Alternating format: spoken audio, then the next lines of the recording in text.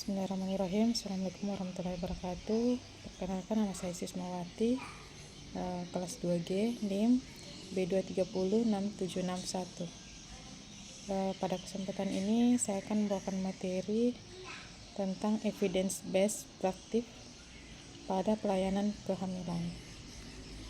Pengertian evidence based practice pada pelayanan kehamilan: suatu istilah yang luas yang digunakan dalam proses pemberian informasi berdasarkan bukti dari penelitian.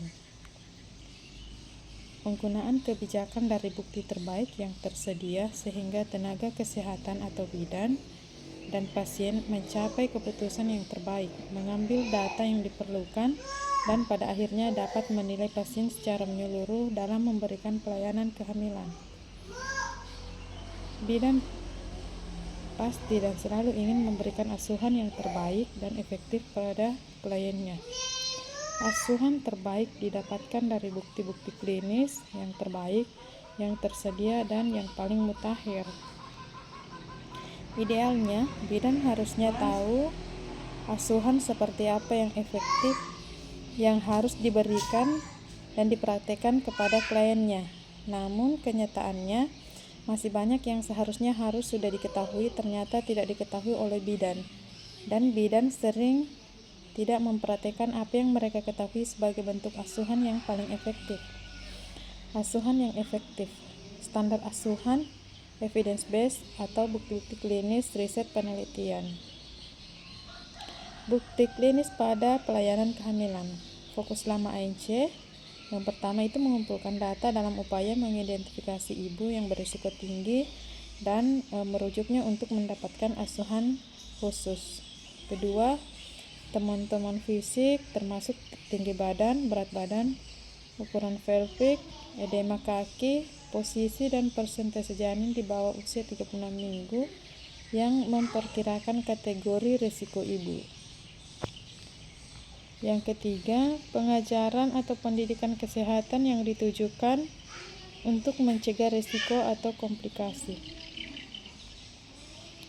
Pendekatan risiko mempunyai prediksi yang buruk karena kita tidak dapat membedakan ibu yang akan mengalami komplikasi dan yang tidak.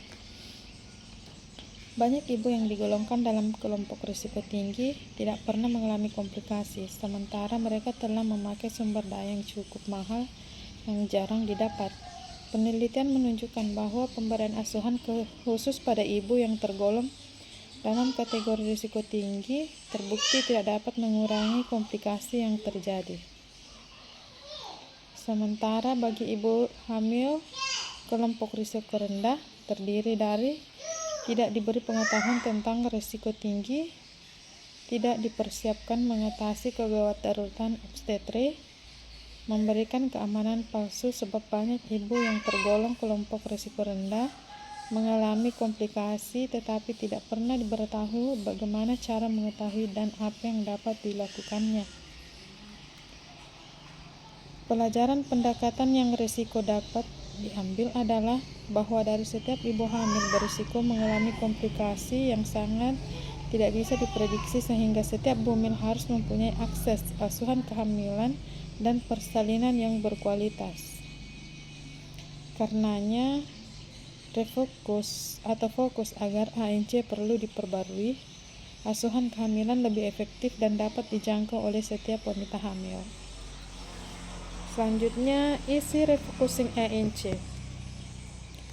Penolong yang terampil atau terlatih harus selalu tersedia untuk pertama, membantu setiap bumil dan keluarganya membuat perencanaan persalinan, petugas kesehatan yang terampil, tempat bersalin, keuangan, nutrisi yang baik selama hamil, perlengkapan esensial untuk bayi-bayi. Yang kedua, membantu setiap bumil dan keluarganya mempersiapkan diri menghadapi komplikasi.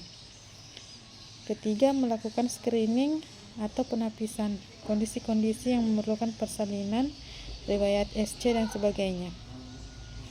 Ibu yang sudah tahu kalau ia mempunyai kondisi yang memerlukan kelahiran akan berada di rumah sakit saat persalinan, sehingga kematian karena penundaan keputusan yang kurang tepat atau hambatan dalam hal jangkauan akan dapat dicegah.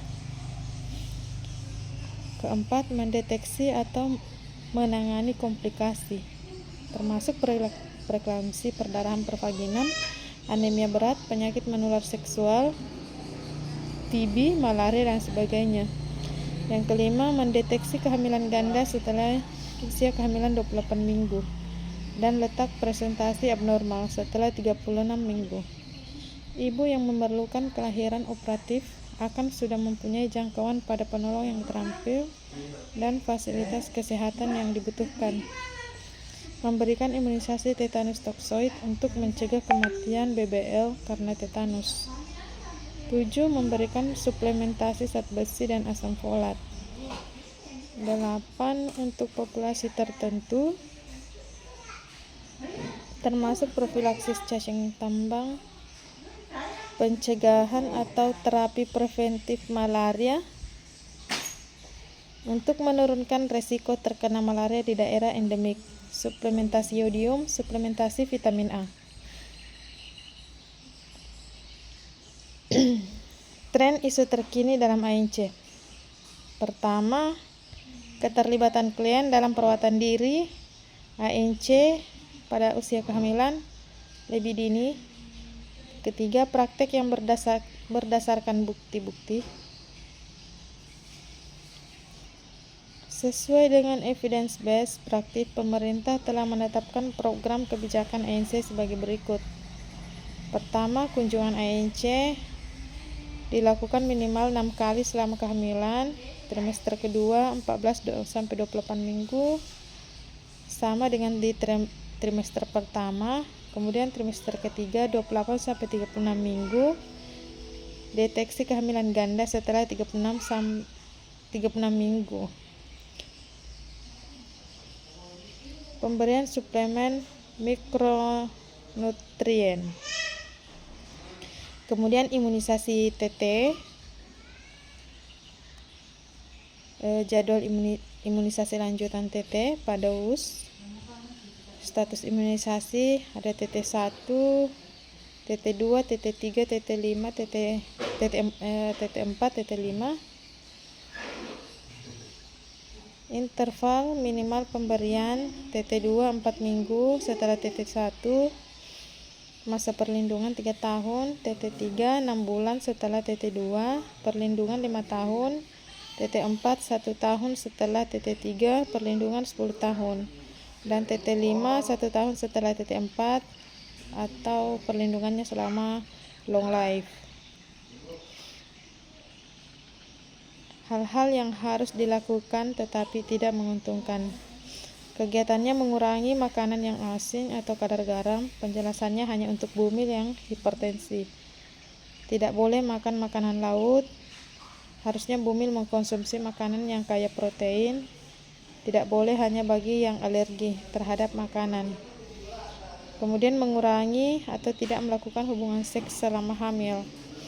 Boleh asalkan dilakukan dengan hati-hati. Sebaiknya tidak dilakukan pada trimester pertama, keguguran, dan akhir-akhir masa kehamilan merenggang kontraksi rahim. Pemberian tambahan kalsium pada ibu hamil harus dengan indikasi, misalnya ada garis gigi pada waktu hamil. Persiapan menjadi orang tua menurut Stell dan Pollack 1968. Keterampilan kognitif atau motorik, fisik, dan finansial. Keterampilan kognitif, afektif, psikologis, persiapan yang perlu dilakukan, persiapan fisik, pemenuhan gizi ANC, cek kesehatan dan vaksinasi, persiapan finansial, perencanaan dana persalinan, persiapan psikososial oleh ibu dan ayah. Peran bidan. Bidan dapat melakukan pendampingan dan membantu ibu selama kehamilan dalam persiapan sibling, mengkaji kebutuhan ibu, memberikan penkes atau informasi. Persiapan laktasi, yaitu persiapan fisik, pemenuhan gizi, kesiapan fisik ibu, persiapan psikologis, menerima keadaan, dukung suami dan keluarga untuk memberikan rasa aman dan nyaman. Terima kasih atas kesempatannya. Assalamualaikum warahmatullahi wabarakatuh.